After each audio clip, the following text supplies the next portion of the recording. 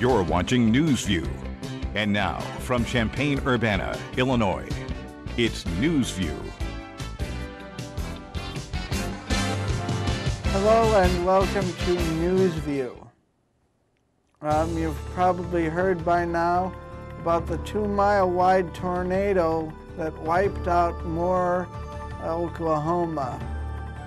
And in Oklahoma, it was just a devastating storm and tornado that damaged the entire area just about, killed many people, and injured some.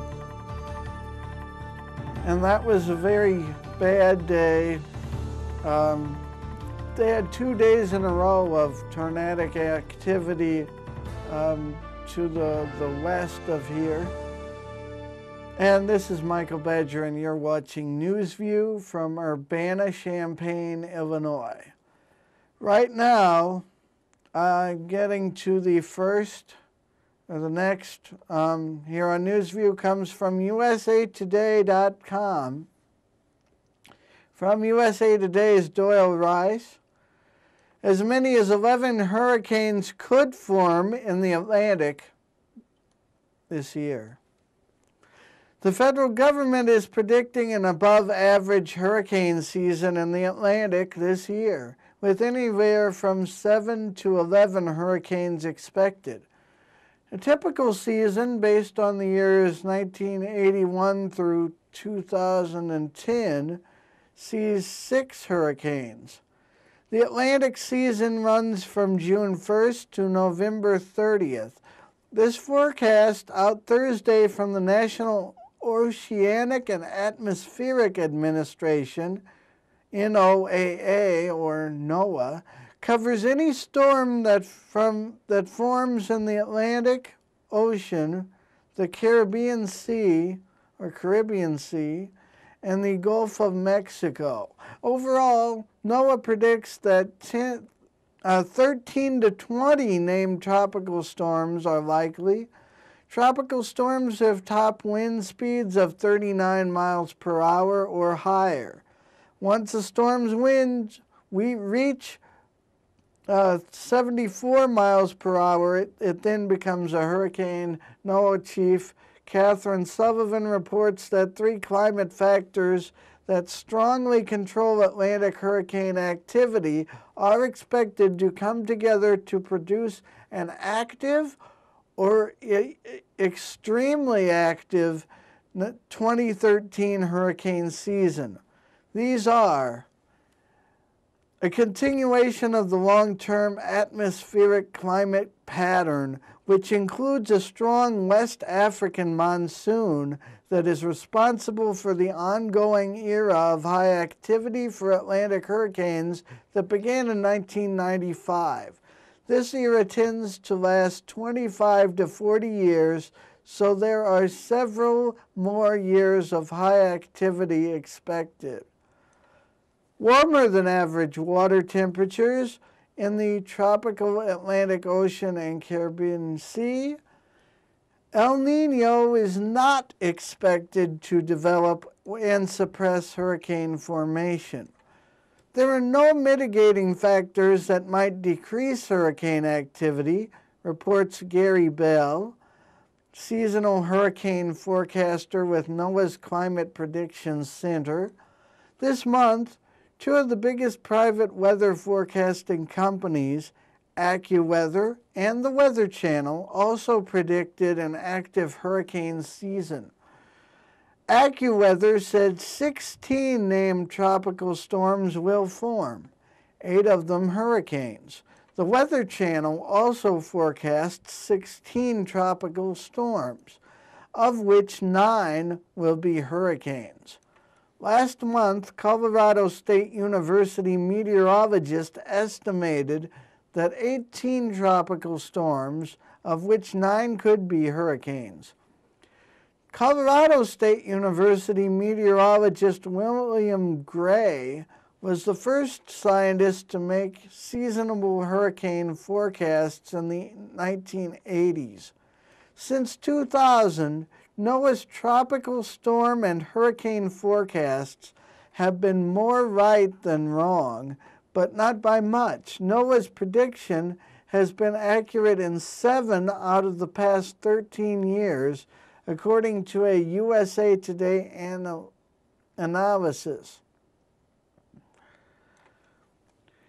NOAA's prediction was too low in 5 years and too high in just 1 year, 2006. 10 of the 13 have seen above average activity for tropical storms and hurricanes. Forecasters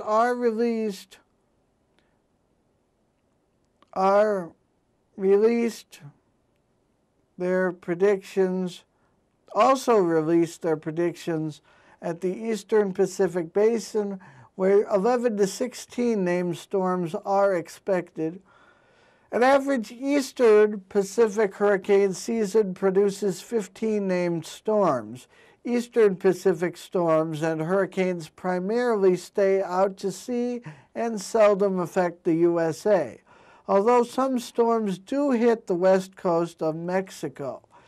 One Eastern Pacific storm has formed this year, Tropical Storm Alvin, which spun harmlessly out to sea. The Pacific Basin season runs from May 15th to November 30th.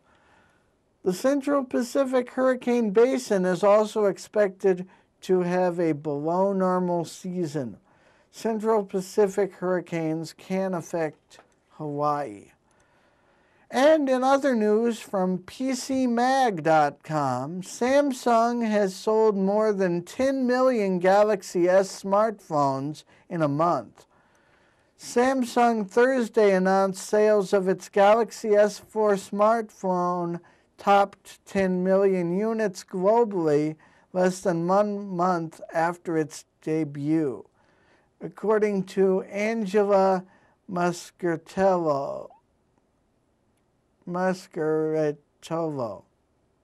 or something. Sorry. In fact, it took the uber popular Android phone just 26 days to reach the 10 million sold milestone. The impressive feat makes the Galaxy S4, which is $199.99 at Let's Talk, Samsung's fastest selling smartphone to date. By comparison, the Galaxy S3 reached the 10 million sales mark 50 days after its launch last year, while that smartphone's predecessor, the Galaxy S2, which is $289.99 on Amazon, took 5 months to reach the same sales milestone. And it took the original Galaxy S 7 months to reach the 10 million units sold mark. Quote, on behalf of Samsung, I would like to thank millions of customers around the world who have chosen the Samsung Galaxy S4. At Samsung, we'll continue to pursue innovation inspired by and for people, unquote, Samsung's mobile chief SK Shin said in a statement. Launched on April 27th in 60 countries, the Galaxy S4 is now estimated to be selling at a rate of 4 units per second, Samsung said. The phone is currently available in more than 110 countries and will eventually be rolled out to a total of 155 countries. Prospective Galaxy S4 buyers can look forward to some new color variations in the coming months beyond the existing white and black options. Samsung is planning to introduce blue and red versions this summer, followed by purple and brown. The Galaxy S4 sports a 5-inch Full HD Super AMOLED touchscreen display with 441 pixels per inch and 1920 by 1080 resolution. It runs an enhanced version of Google's Android 4.2.2 Jelly Bean. For more, see PC Mag's review of the Samsung Galaxy S4 as well as the slideshow on their website. Also check out the Galaxy S4 versus Apple iPhone 5 specs showdown. And according to CINewsNow.com from the people at WEEK TV 25 and HOI 19 ABC News, the WEEK producer says Illinois House members have joined state senators in approving a bill to hike the state speed limit to 70 miles an hour on interstate highways. The House voted overwhelmingly to raise the speed limit with enough votes to override a veto from the governor. But the bill allows counties around Chicago and St. Louis to opt out of the 70-mile-an-hour speed limit. The action Wednesday comes as Ohio announced its increase to 70 on rural interstates beginning in July. And according to CIProud.com, WMBD TV 31 in Peoria, a Chillicothe Township resident, Nikki Bland, who lives in Chillicothe Township, and says there are still sandbags left over from the flood, and she said the township pushed them up against her property, and she says, quote, the neighborhood is still full of sandbags, tons of debris washed up, lawn furniture, and nothing is being done to help clean up, unquote, she said. Sam Wright is the highway commissioner. It's his job to get rid of the sandbags on township property. So we asked him why the sandbags hadn't been removed. Quote, usually the homeowners can take care of them and that's it, unquote, Wright said. He said someone left sandbags in the road, so he just pushed them out of the way. Wright said usually people just cut them open and dump the sand into the river. But he said with record flooding, he's never seen so many sandbags and isn't sure what to do with them. Quote, I'm going to have to call FEMA and that kind of stuff, find out if I can do that, unquote. The Environmental Protection Agency recommends quote, sand or sandbags that contacted floodwaters should not be reused in ways that would involve direct human contact, unquote, and, quote, sand or sandbags that are visually contaminated with oil or fecal matter, for example, should be disposed as waste at a landfill, unquote. Bland said she'd like to see that done sooner rather than later. Quote, help people out. I mean, people are struggling to even try to get back in their homes, and to me this is not a helpful thing, unquote, Bland said. For the EPA's full set of instructions, you can go to their website at epa.state.il.us community/relations/fact sheet/flood-cleanup/index.pdf. Or you could just go to centralillinoisproud.com and look for the headline, Resident Wants Contaminated Sandbags Removed, for that link and more. The Illinois House is considering amendments on e-cigarettes for minors, according to WMBD TV. A bill to ban the sale of electronic cigarettes to minors in Illinois was back on the Illinois House Wednesday, considering Illinois Senate amendments.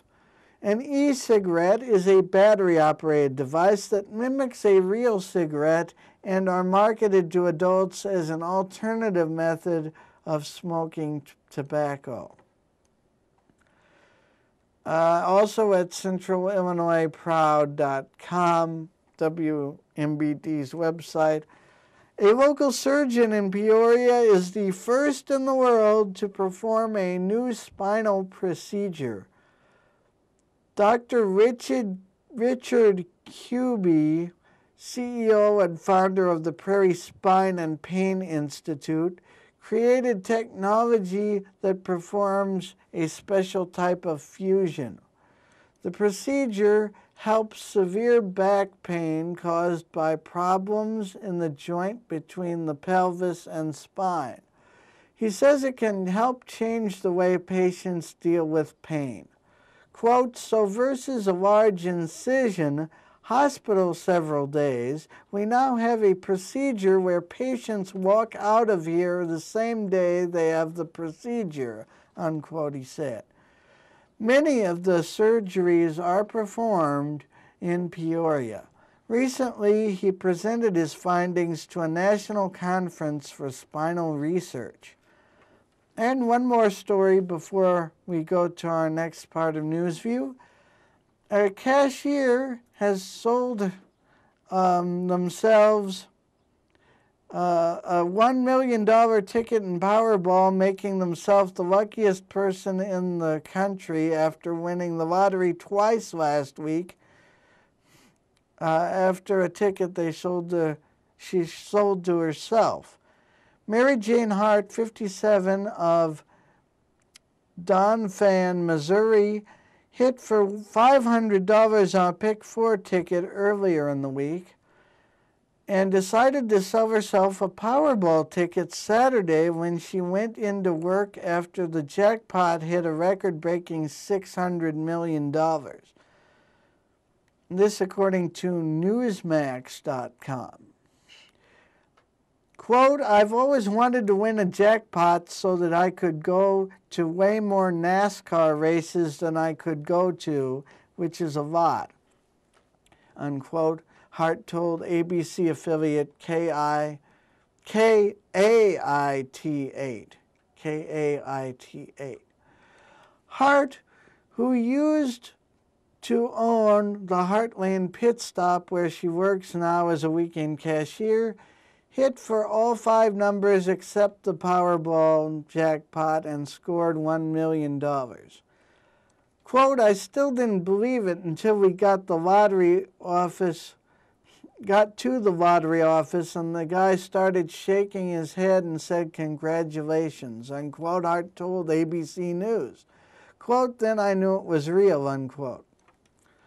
Hart will receive about $710,000 after taxes and said she plans to take a vacation to Hawaii. Quote, that's a lifelong dream to want to go to Hawaii, unquote, she told KAIT8. Quote, I think I can do that now, unquote. Hart, who works full-time as a pharmacy technician, said she won't be quitting either one of her 2 jobs. She also has plans to spend some of the money on her children, specifically on her son David, who has a severe disability stemming from a car accident when he was 17. Quote, last week his Jeep wouldn't run, so I had to take him to get groceries and run errands, unquote, Hart said. Quote, I told him I plan on buying him a vehicle that will start every morning, unquote. Those who know her say Hart is deserving of the money.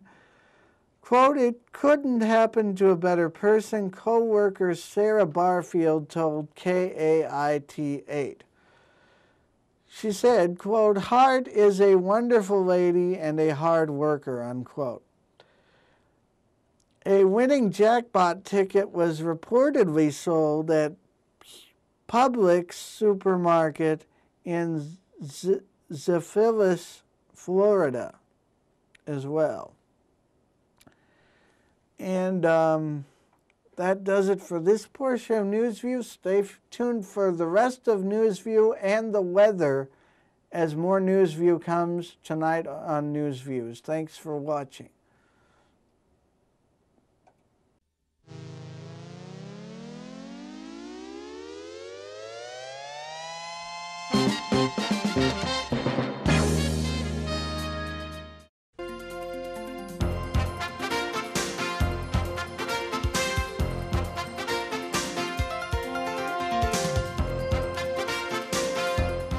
From the mountains to the valleys to the skyscraper mass of metal and glass, a gracious and dignified what up to you. Welcome to Headline This on Colorado Entertainment Showcase. After college, beginning as a broadcaster in Denver is tough, but staying at the same station is the toughest, unless graduates follow Christensen and Trujillo. Check this out. Kim Christensen of KUSA NBC 9 News, and Ann Trujillo of KMGH ABC 7 News. They're two longtime Denver newswomen that rock. They rock because they've taken on the monumental challenge of starting out in a large market like Denver before and after graduation from CU Boulder. And they also do behind-the-scenes work as well as on-camera work.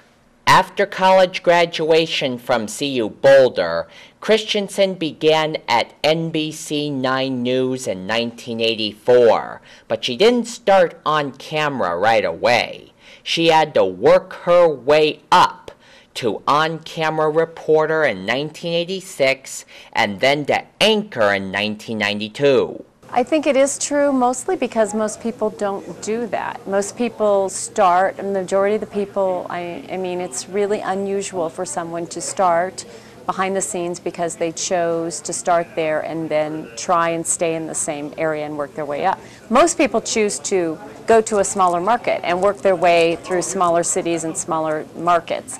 So it was a backwards approach, and it just worked. But even after a promotion to on-camera work, graduates still have to work behind the scenes, and Trujillo does just that. The longtime ABC 7 News anchor does everything from editing video to producing content. Trujillo encourages students and grads to stick with behind-the-scenes work even after a promotion to on-camera personality. You have to know every aspect of the news gathering business. You can't, no one walks in and is an anchor. What you really need to say is, I want to be a working journalist. Because when you start, when you're at Metro, you're not just on camera, right? You're learning how to run the cameras, you are learning how to write stories, you are learning how to set up microphones. You have to know how to do everything. You need to know how to research. Becoming a working journalist means that you have to know every aspect of the business. Just like I'm currently doing at Exactly. Denver Open Media. Right.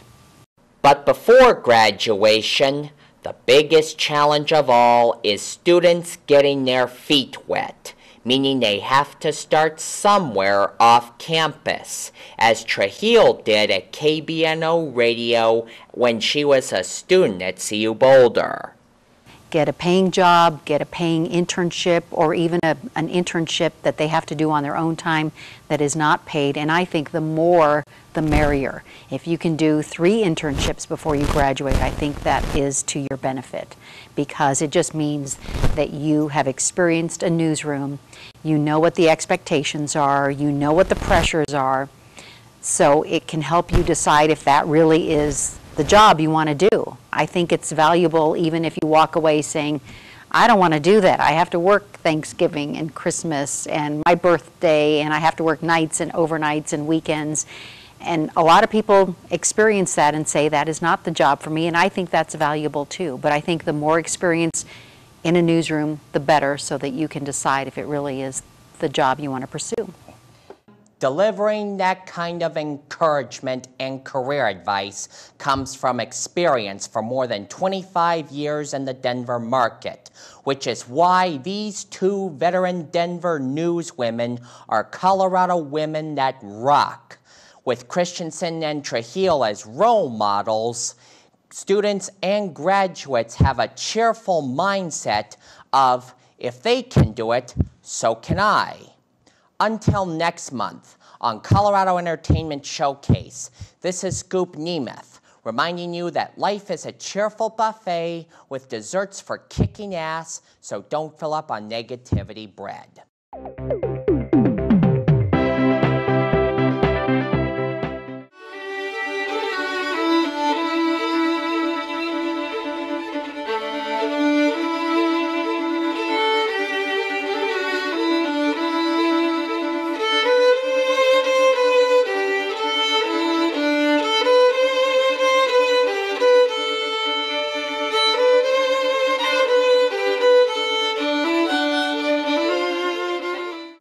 Hello, this is Michael Badger with your NewsView weather for this weekend. Friday night, tonight, mostly clear skies with a low of 45 degrees. Saturday, thunderstorms are likely with a high of 68 degrees. Saturday night, 51 and thunderstorms. Sunday, thunderstorms with a high temperature of 69 degrees Fahrenheit. And Sunday night, 57 with thunderstorms. I'm Michael Badger, and this has been your NewsView weather forecast for the weekend of May 24th, 2013, for May 24th, 25th, and 26th, 2013. Stay tuned for the very end of NewsView.